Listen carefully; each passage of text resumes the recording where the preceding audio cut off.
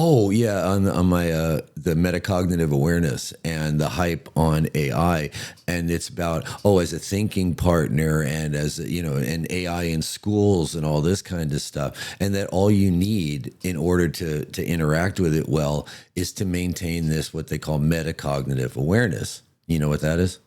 Mm, well, I know meta is like, the pulling back, like looking at the bigger. Above. So above cognitive awareness, which is you're looking at your thinking.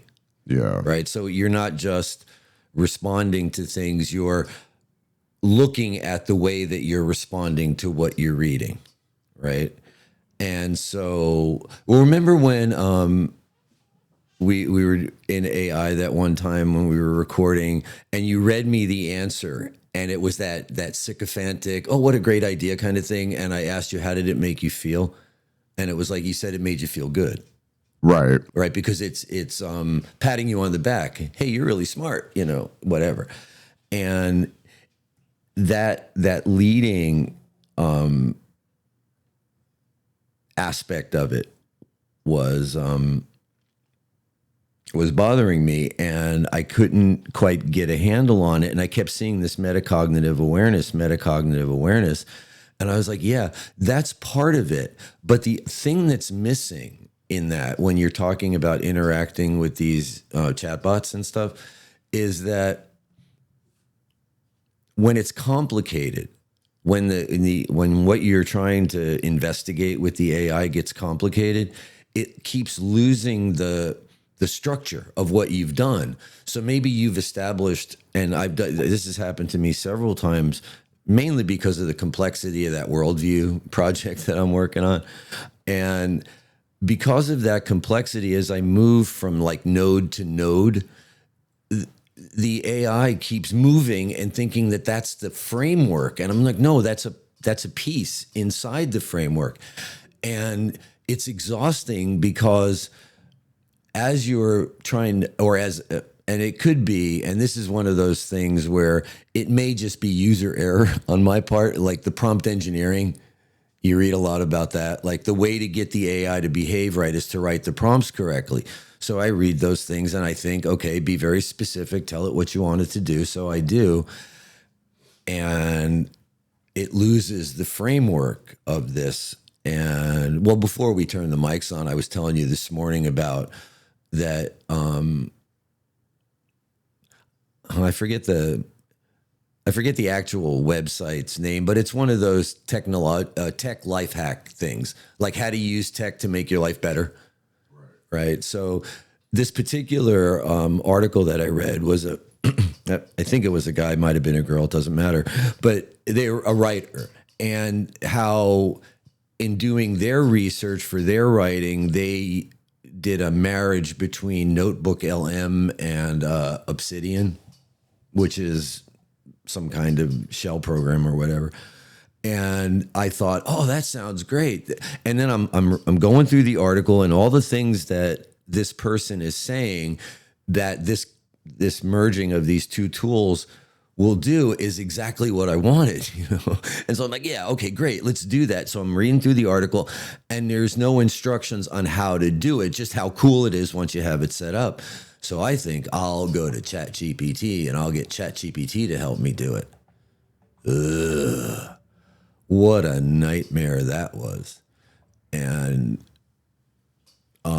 it took me about 11 hours to set up one vault in Obsidian because it would give me instructions and then I would follow the instructions and then I would get an error on the screen. And so I would take a screenshot, send it back to ChatGPT and say, okay, here's the error. What happened? Oh, I see what happened. And then as I was going through that, it reminded me of that story that you told me about when you gave it some rap lyrics and it said it was going to write a song for you and you kept going back. And what happened? It lied to me.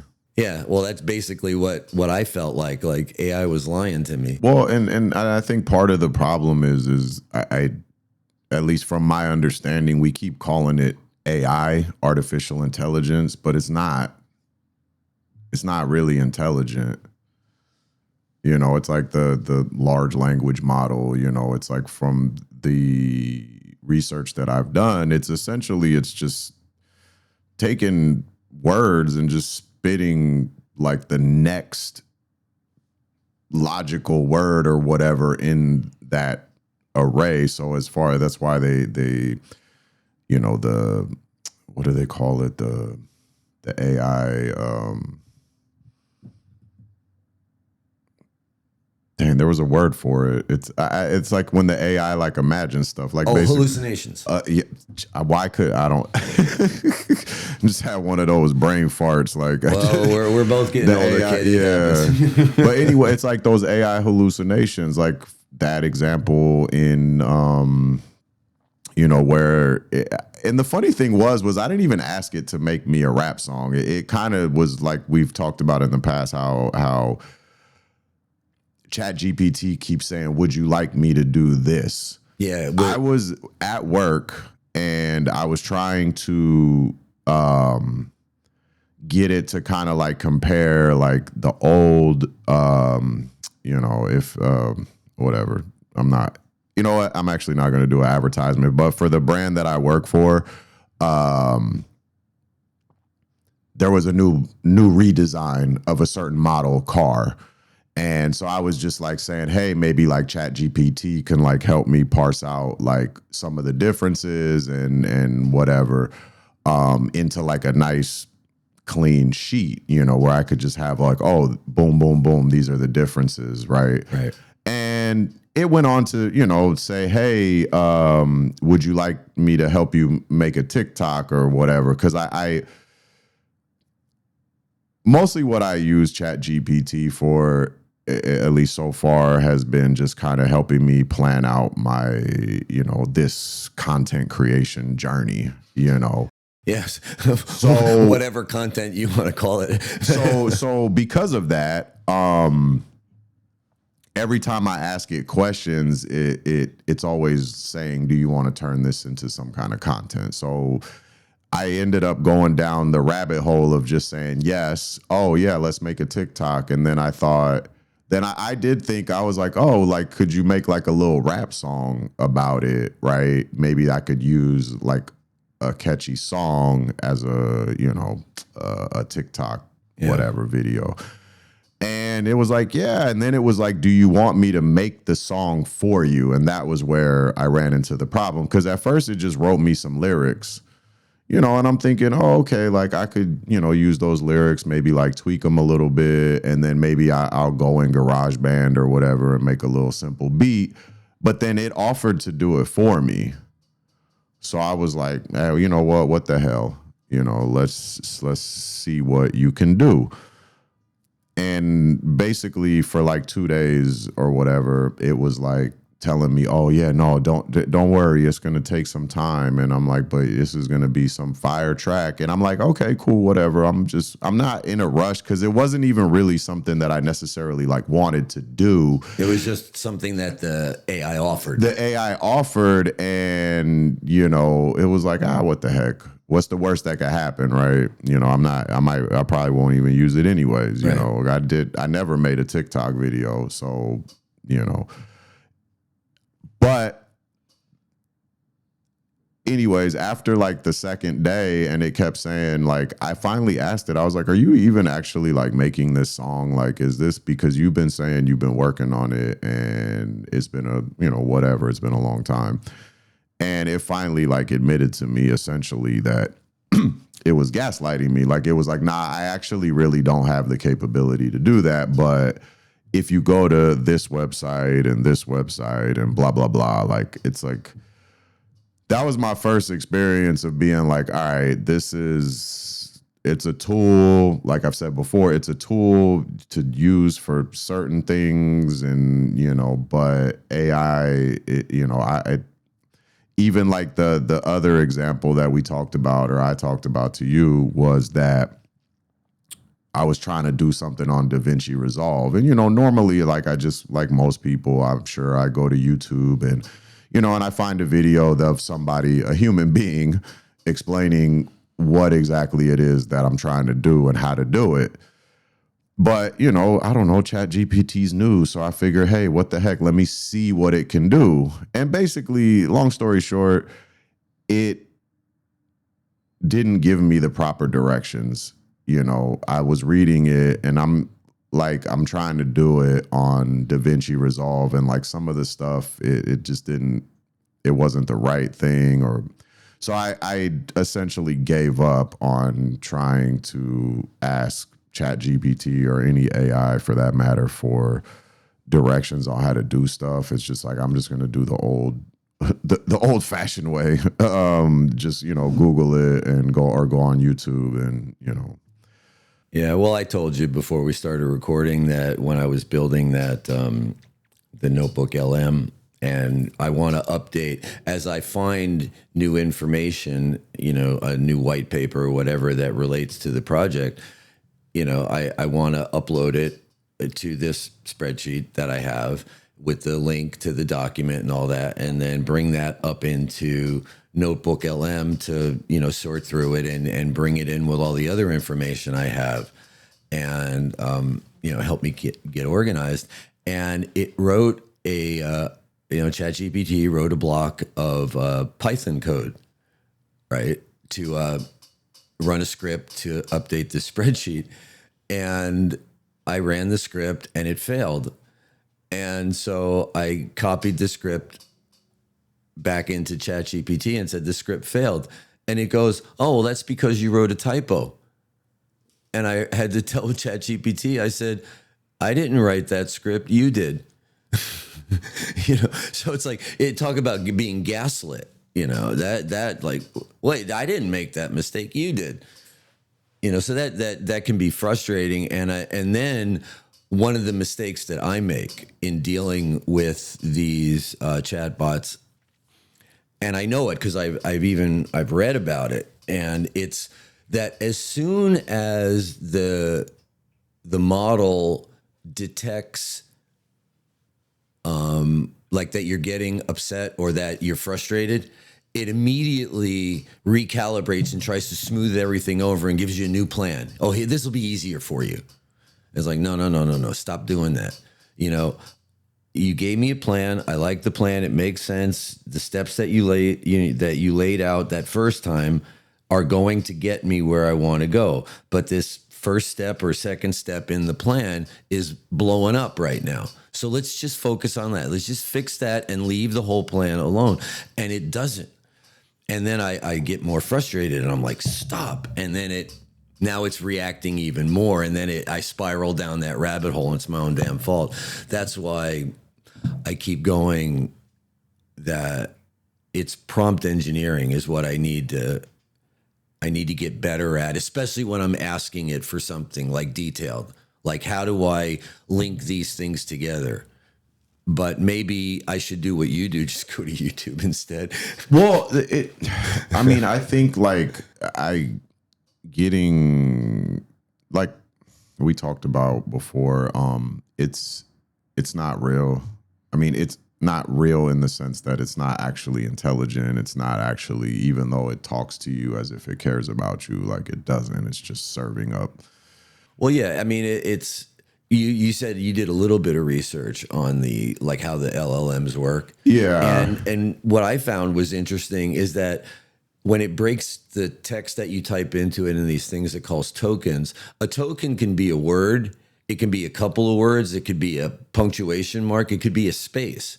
You know, so however it does it, but those billions of parameters that you read about, somehow or another, the text goes in there, it gets carved up into these tokens, and then those tokens are run through the statistical models, like what's the next character, what's the next word, based on the entire string that you typed in, and then it generates probable response, right? The writer Gary Marcus, he's got a blog on a Substack blog. I'm thinking about subscribing to it actually because most of I get like the free copies of the stuff that he posts on there, and my thinking towards these LLMs seems to echo a lot of the stuff that he writes about because I had written that post on LinkedIn a few weeks ago when I first realized like what was happening to me in my interactions with AI. And then I talked to that young friend of mine whose friend of hers had gone, like, wouldn't even talk to her about certain things. Oh, I only talked to ChatGPT about that. And I was like, whoa, hold on. And so I just did a post on LinkedIn going, yeah, you know, this is weird. Anybody got any feedback for me or whatever? But I had written in that post that my experience with the AI in like 3 weeks of using it was that it was basically autocorrect on steroids. And then I was reading a Gary Marcus article on Substack, and that's exactly what he referred to it at. And I was like, oh, okay. So I'm not off the mark then. Right. You know, so when you say it's not really intelligent, that's kind of what you're getting at, right? It's just this autocorrect pattern matching. Right. It's just saying, hey, these are words that people have used in this sequence before In response to the words that you just gave me. Right. Yeah. So, you know, it's a tool, you know.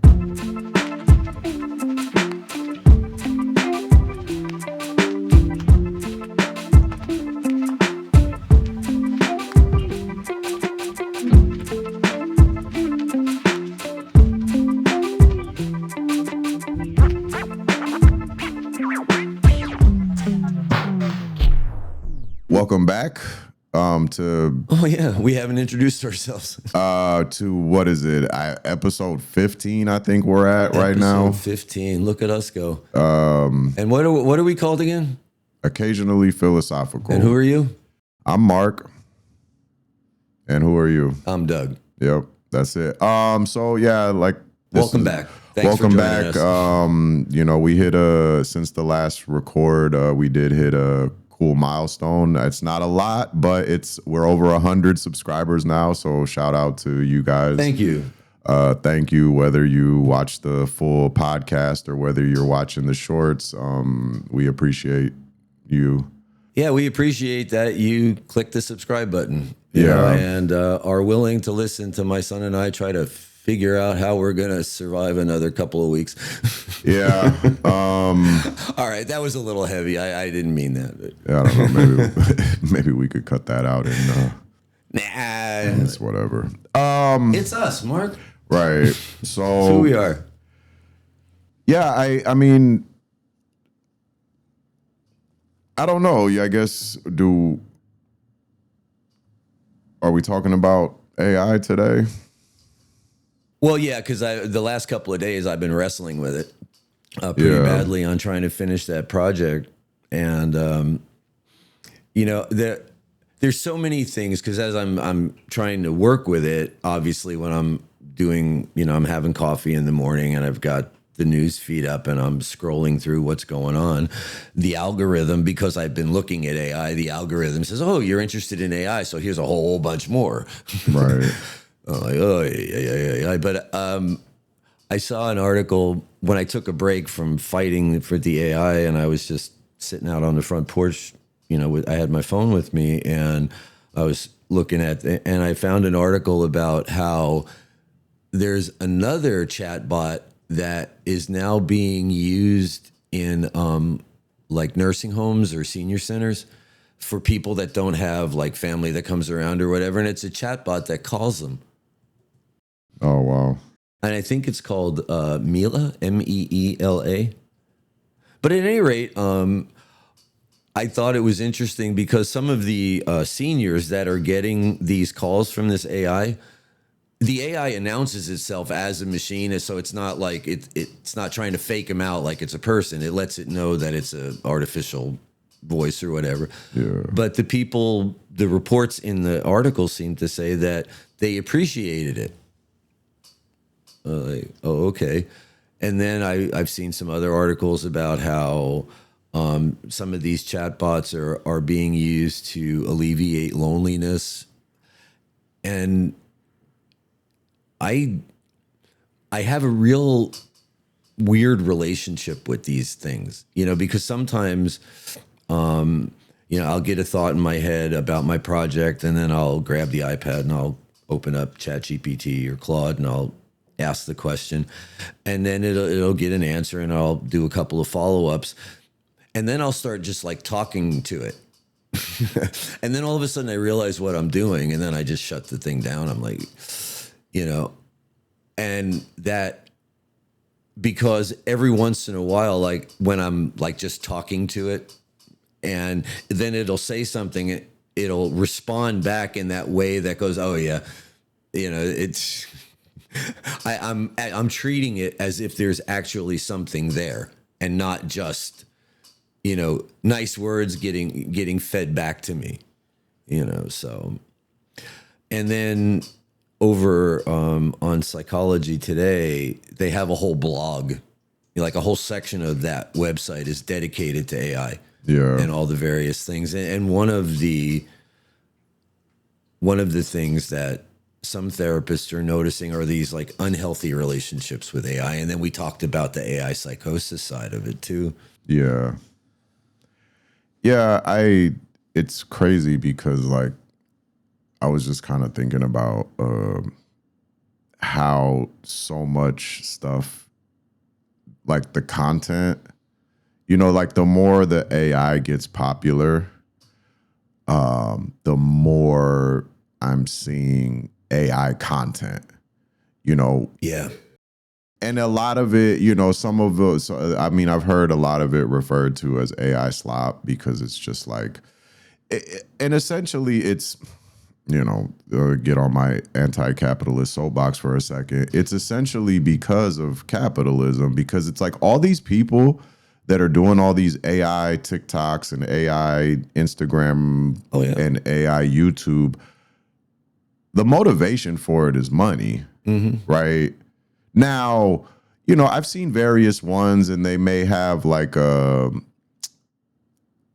kind of moral thing. Like it's not necessary. I guess what I'm trying to say is it's not necessarily bad information in the sense that it's like negative or it's false, or it's necessarily false. Cause like I've seen videos where it's somebody trying to explain, I don't know, something in America, or it's something about politics, or it's something about racism, or it's something about, or a history. It's just like, right. Oh, this is, I saw a video that was about like evolution and like the evolution of man, and most likely because when I was on YouTube, I was looking, we were talking about Arrogant Ape recently, and that goes into the various, homogeneous,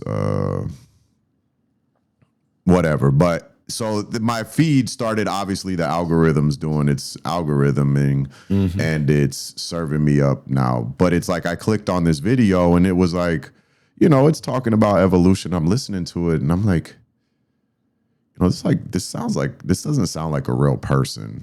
Like I will admit that the AI's voices have gotten really good. It's not like, Doesn't sound like a robot. It doesn't sound as much like a robot, but, or another thing, I like to watch, like go to bed, I watch some of these sleep videos. It's just like a 4-hour video where like someone's, telling a story or whatever. And, just like a bedtime story, basically. But it's like, I've even started noticing like the proliferation of those. It's like the same voice. Yeah. It's different channels, but it's like the same voice. So it's like, oh, this is just AI. AI generated.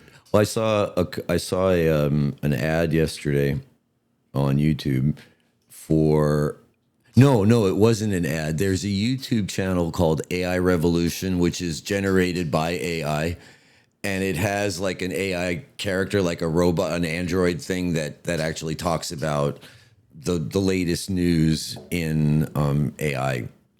And yeah, I just yesterday I saw it and I went, oh, okay, let me watch that one. And it was talking about this new AI video generation tool, right? And that within like the first week of its release, like something like 4 million videos had been created. Oh, wow. And mostly those ones that you were just talking about, those kinds of tools are being used for that. So, Well, yeah, there was one that I saw just the other day. It was like the theme of the channel seemed to be like a Black history, but it's like I looked at, I started watching the video. I forgot exactly what the title was, but whatever. It was something interesting enough for me to click on it. And then once again, I'm watching it, and it's just a bunch of like not random, but semi, like just different scenes. It's not like a human being talking and showing different. oh, so you got like different still pictures that are Yeah, kind of going. It's like here's a still picture, then here's a still picture, and I'm listening to the voice, and it sounds a little AI sort of ish. It just has that kind of, I guess, the uncanny valley, or I mean, I know that's more for like looking at something, but in a audio sense, I guess. Well, the cadence it just seems a little off, I guess. So anyway, so I go to look at the channel, and then it's like the channel was just started like a month ago, and like they already have like 500 or 400 videos or something like that. I forget the exact number, but the point was I'm like, wow, that's a lot of videos for a short amount of time.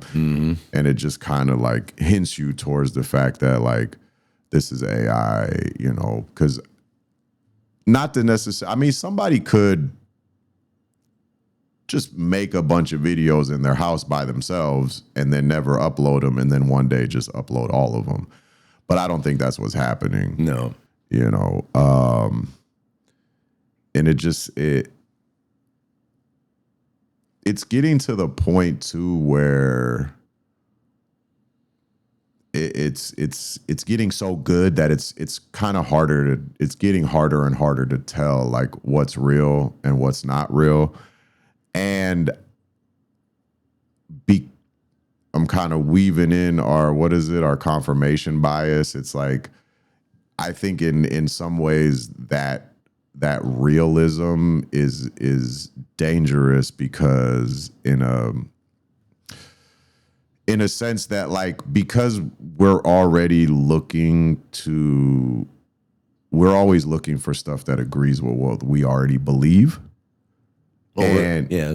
Well, most of us people are generally. So it's like, or you're attracted to, maybe you're not necessarily looking for it, but when you hear something that agrees with your worldview already, you just automatically be like, yeah. And the dangerous aspect of it is just that, because, if it's something you agree with, there's a high chance that you're just going to believe it, versus if it's something that you don't agree with, you might do the research and find out that that's AI. Yeah. One of the things that I find interesting about all those, especially like what you were talking about, what was it, the Black history, where it was just started a month ago, but there was like 500 videos already. Yeah. And so you're going, okay, these are all AI generated. And now, if it's actual real history, right, then maybe that's not a bad thing, because you've got a lot of people that would be interested in doing that on their own time, where they don't have to sit in a classroom and all that kind of silliness. So they do it, but then you've got hallucinations, right? And that's the thing that trips me up when I start thinking about like these AI generated videos, especially when it's quote unquote educational. Yeah. Because did we talk last week about how while I was working on my project and I was in Claude, and I typed something in and it came back with a couple of quotes from the books that I was talking about that were part of my project family there. And the two quotes that it showed me were fabricated, because I've read both the books and I know that those quotes there's no sentence that equals that in Yeah. either of those books. And so I typed back in, I go, hallucinate much? And then it was, oh, you caught me. And I'm like, Yeah. and it's that, and one of the things that you read about, even on the Psychology Today blog, a lot of those things are the confidence with which it says everything. When you type in any prompt, everything that comes back is, this is how it is. And so that also raises a danger in my mind because of this, like using AI in education. And they've got a couple of schools, and there's one I read about, I think it's in San Francisco. But anyway, there might be another one in Texas. But the idea is that these kids, and they're probably junior high by this point, I don't think it's elementary school, but they go to this school, and for like 2 hours, they sit in front of a computer with the AI, and then the rest of the day is free form, almost like a Montessori thing, where they and in that one story, this one 14-year-old kid was proudly showing off the pitch deck for the product that he had developed. And I'm like, this is education? That the result of spending $65,000 a year to send your kid to an AI-run school is that at 14 years old, they're able to craft PowerPoint slide decks? I'm not sure that's not what I consider to be an education. Well, I mean, it feeds the capitalist model, right. For sure. That was the first thing I was thinking. Because, well, I mean, to be fair, like, because we live in this capitalist society, a lot of people complain. Like, I've seen it online that a lot of people complain, like, oh, they don't teach us to do this in school. Like, they don't teach us normal, like, quote unquote, normal stuff that we do every day. And it's like, well, so now that there's a school that's like, oh, you're teaching people how to be workers, right?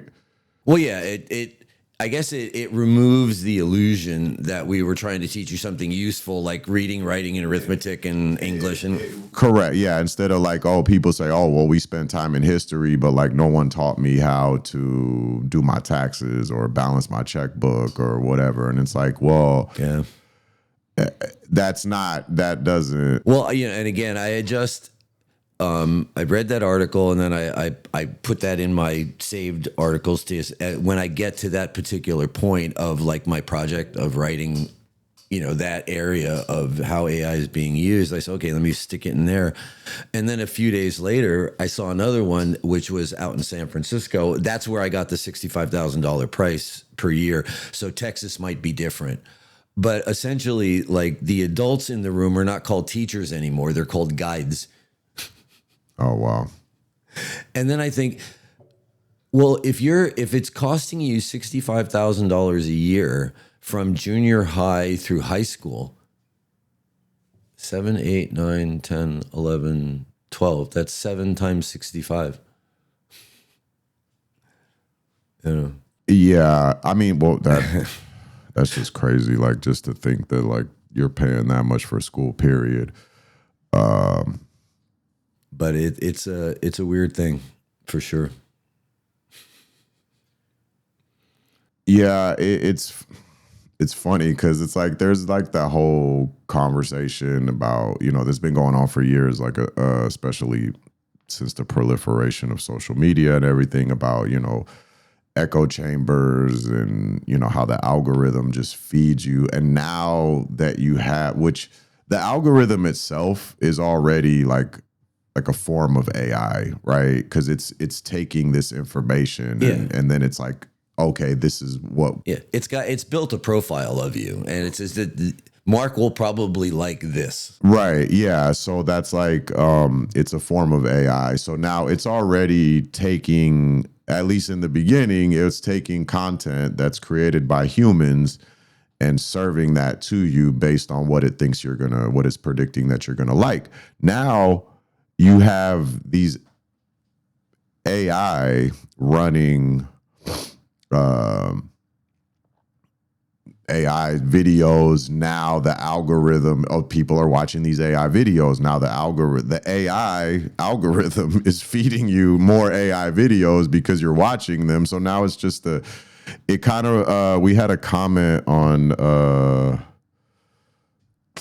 one of our videos is something about, it kind of just reminded me of Terminator. It's like we're living in a cybernetic world, sci-fi, yeah. And now sci-fi isn't fiction anymore. And, you know, and it's like, yeah, it doesn't seem like, with the proliferation of AI on social media and just in the workspace. I mean, even like, I had talked about using AI to help write or rewrite my generic work email templates to try to make it sound a little more friendly or whatever. Right.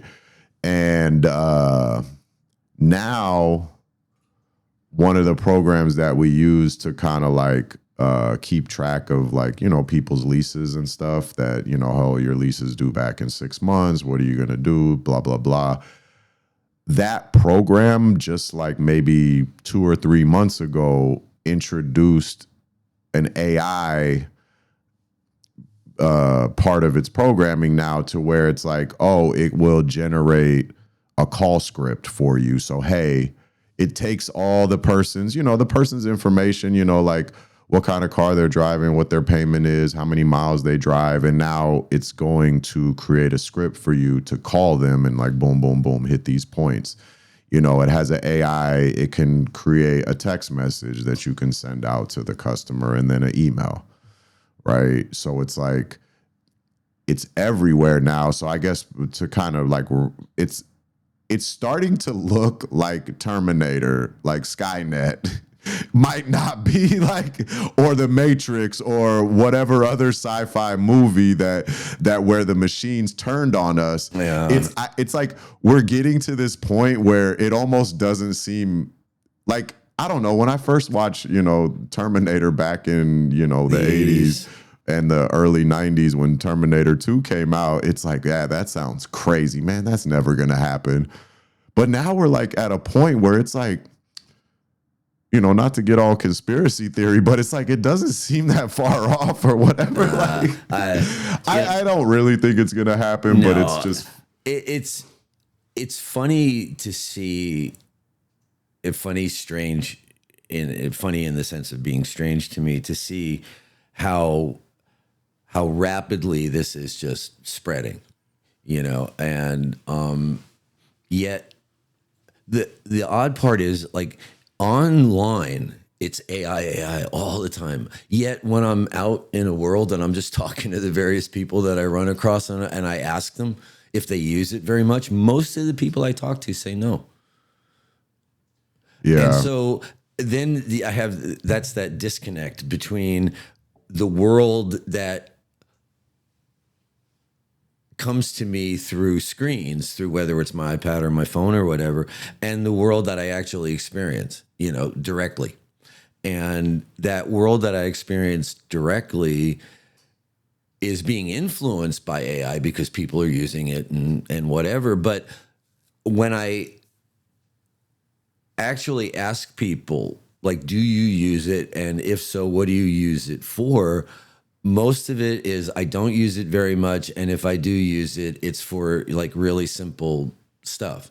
So I'm not running into a lot of people who are trying to do the kind of complex research project that I have going on. So I haven't been able to run into someone who can say, oh yeah, I had that problem and here's how you fix it. Right? I'm just running into people that are like, yeah, I use it for this or that. And I'm like, okay, well, do you like it? No, it's all right. Yeah. And that's basically it. You know, there's not a lot of, and again, I don't have a really huge circle of people that I talk to, you know, so it's anecdotal evidence at best. Yeah. It kind of, you just made me think of manufacturing consent, because the fact that you see it so much online, and you don't necessarily see people talking about it in real life. It just reminds, how it's like the media and now social media algorithms, it's pushing this stuff because it's popular. It's like, this is what the future is. And then also the fact that, because living in under capitalism, you need to make money. There's all these, it's like I've seen people talk about AI as like the new .com boom. When the internet was new and all you had to do was like have a website and you could make money. That was the whole bubble aspect of it. Yeah. And one of the things that I had noted in my first post on LinkedIn that I did was the very last thing I said was, because at that particular point, now we're going back to July, I think, when I did that, or early August, was all this AI. And I said, it sounded to me like the way I was reading through it, it read to me like the way I was reading the news in the late 90s. With the .com boom. And so I said, it sounds like a bubble. And interestingly enough, probably within a week of my posting that, I saw an article, it's saved, that Sam Altman of OpenAI was like, yeah, there are aspects of a bubble. And in the weeks since then, there have been several articles and several various analyses about the bubble-like aspects of it. The saving grace, I guess, is kind of like during the .com boom, even though a lot of companies went under because just putting .com after your name doesn't guarantee business. But one of the things that did happen was all that fiber cable got laid for the high-speed internet. So, it was there laying unused for a long time. And now, of course, you come 20 years later, that capacity is being used. And so one of the don't worry so much about the AI bubble thing is the fact that with all of these data centers being built, that capacity, if it does pop, that capacity may lay unused for a while, but will eventually, get back up to where we'll take advantage of it. So, but you do see a lot of ads, especially like just on the Google news feed, where it does have that .com boom, because now you see a lot of sponsored ads, which is just some word .ai. And it's like, oh yeah, just put .ai after your name and people come running to give you money or something. I don't know if that's true or not. I don't follow those sponsored links. I've got enough to upset me without chasing that kind of stuff down. Well, yeah, I mean, and I seem to be getting like more and more ads just for various AI softwares. Here's this AI software that can make you look like anybody, to where it's like you got your camera on you, you're recording yourself talking, and then this AI tool is turning you into pretty much anything you want to. I saw something that there's, and I think maybe it's being used. It might be being used in therapeutic settings. But basically what it does is you can like put your camera on you, and then what the AI does, it'll take you back to like when you were 8 years old. Oh, wow. It'll de-age. That's the word they use, de-age. Yeah. And apparently if you're like talking and you're seeing your face at like 8 years old, it'll bring back like repressed memories or something like that. Again, that's another one that I saw. I scanned over it and I went, yeah, I need to look into that one. I want to read that one a little in a little more depth. But it was just at the time I said, oh yeah, this is definitely for my project. So I'll save it and then I'll get back to it.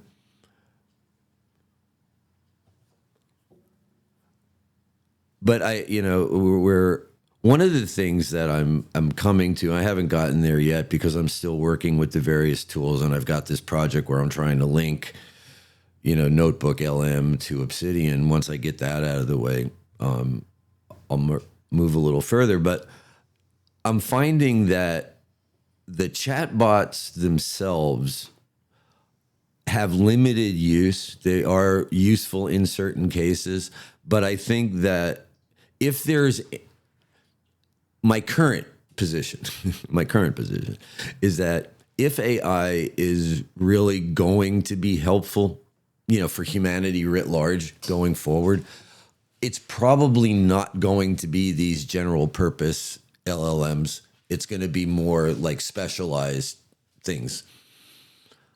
Another thing that I saw in the AI space is what they call, I think SLMs, small language models, or some. It's like that, but it's more focused on a specific domain as opposed to these general purpose things. So,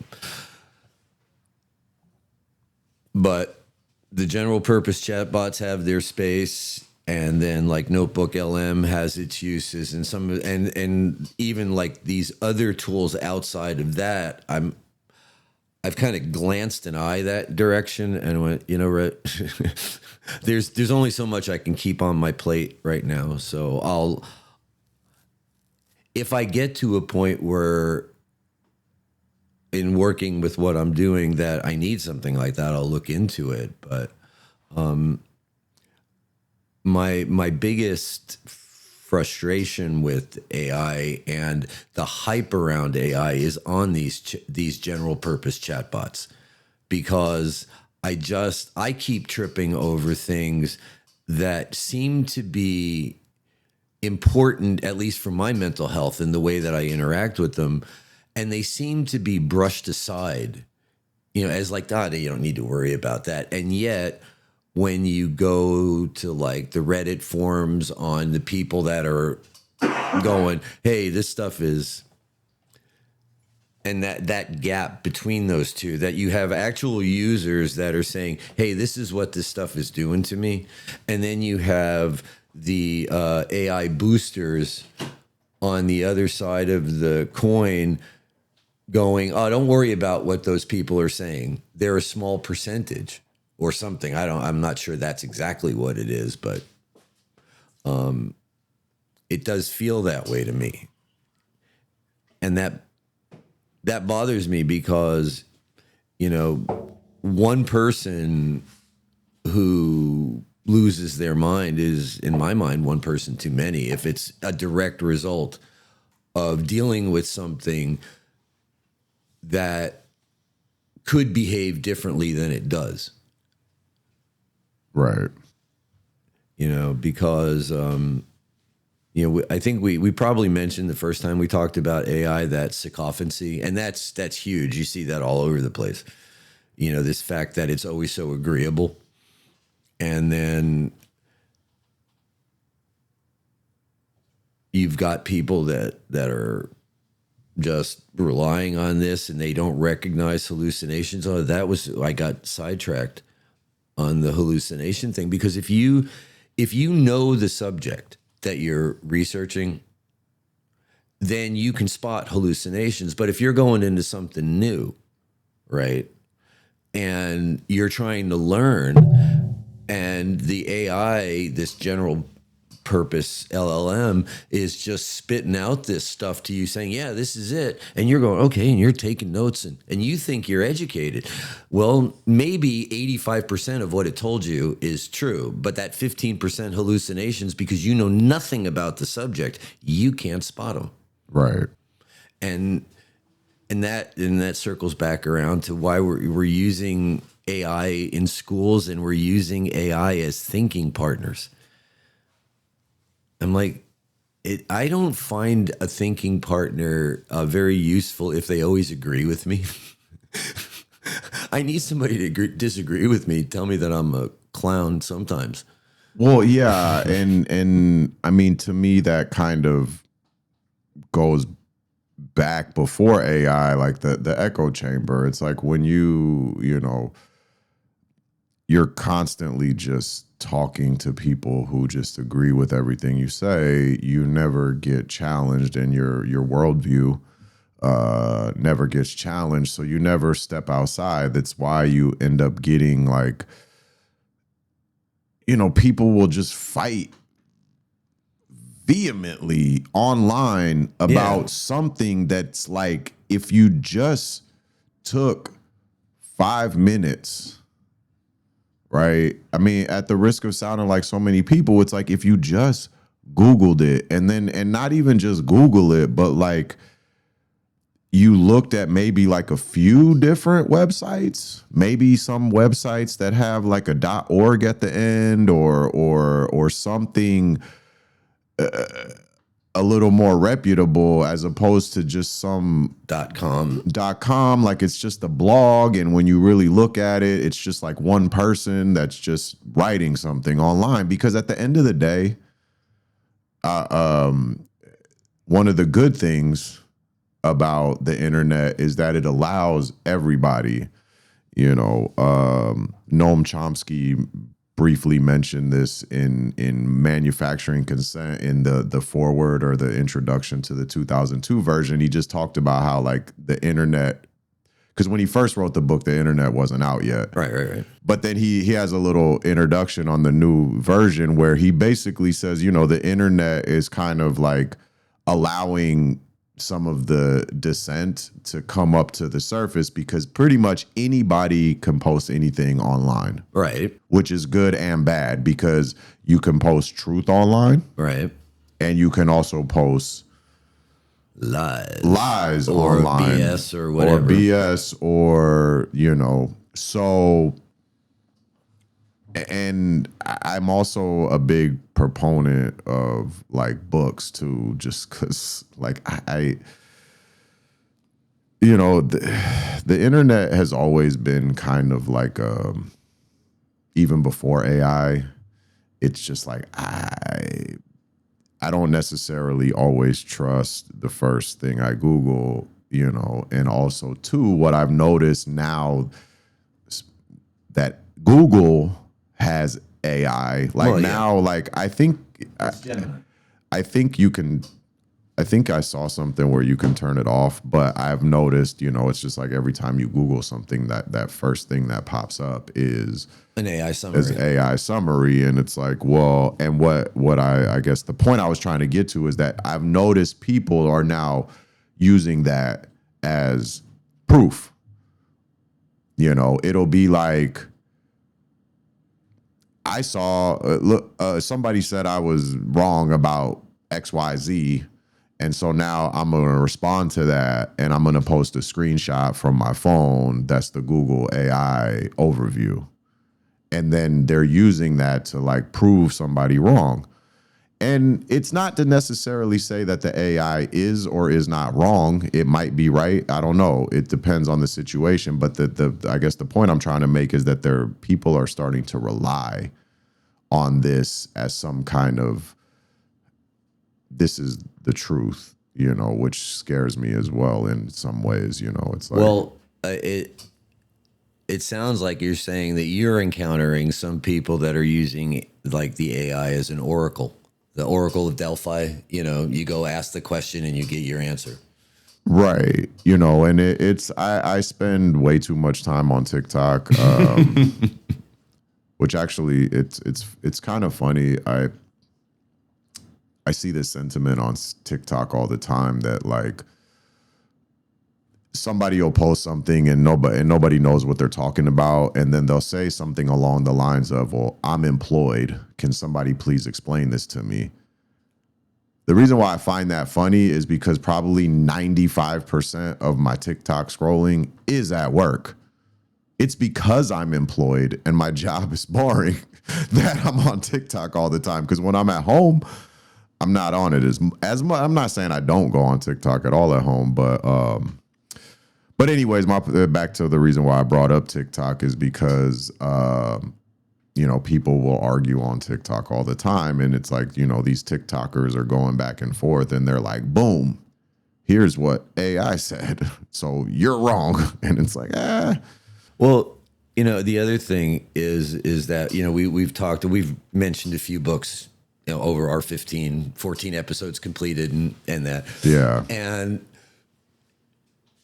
a lot of that, even with AI, the AI said, well, I can sit there and you and I are having a discussion on the environment, and I can throw the arrogant ape at you, and you can throw some other book at me that says the arrogant ape is wrong, and then I'll throw another book at you. And we're just throwing, but that's the building of a worldview. Like, how did you build it? Right. What did you build it from? Right. You're going to be 45 soon. I'm, 69 now. And I built my worldview by reading books and going to school at certain times. And those books were the books that, as I was looking at the world, or when my parents took me to the library, that appealed to me, right? So my worldview grew out of that, and then my experience in the world. But somebody else born at the same time, going to the same library, grabbed different books, and they built a slightly different worldview, right? Out of that. And if I became the humanist and they stayed on the theological side of the thing, I can take all my humanist books and throw them at, and they can throw all their religious text at me, and we'll just sit there and the piles will get bigger and bigger and bigger. If that's all we're willing to do. And that goes back to your echo chamber, which sometimes the way you were describing it almost sounded like you were really talking about what they call an epistemic bubble, where you don't listen to anybody who doesn't believe what you believe. The echo chamber is that this story, gets posted on this website, and then the same headline shows up over and over and over again on all the other websites that you go to. Oh, I see. All right. So but echo chamber was the first one, and then later, as people started looking at it, that division was made between an echo chamber and an epistemic bubble. So, okay. Anyway, I forgot that I threw myself off. Yeah. Which I do sometimes. Since you lost your train of thought, and sorry about that. We're at about an hour now, it says 59 minutes, but whatever, it's close enough. We have no hard and fast rule on the timing, but around an hour. Yeah, we try to keep it that way. So anyways, I guess, that's pretty much our conversation about AI for today. Yeah, we appreciate you guys hanging out with us. My son and I here are talking to each other in an attempt to place ourselves on some semi-solid ground, so that if we run into you at the grocery store or the coffee shop or whatever, we'll be able to have a cup of coffee and chat. Yeah, and so, anyways, thanks again for joining us on Occasionally Philosophical. Once again, I'm Mark, and you are... Doug. And don't forget to click like. Yeah, like, subscribe, all that good stuff. And we kind of do this back and forth where we sometimes leave off with a question and sometimes we don't. But I have a question, and we'll leave it at that. What's your question? Since I kind of mentioned a couple times with creativity and people using AI to create stuff, it's kind of like this is the question, I guess. Can creativity exist without consciousness? And that's our show. Thanks for coming by. See you next time.